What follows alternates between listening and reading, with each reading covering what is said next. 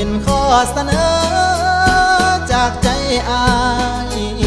เมื่อสองคนเฮาก้าวเข้ามาเป็นคู่ใจ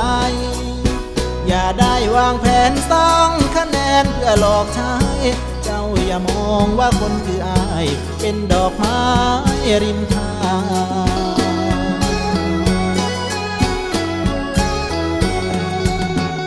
โอ้ค้างมาหลายแล้ว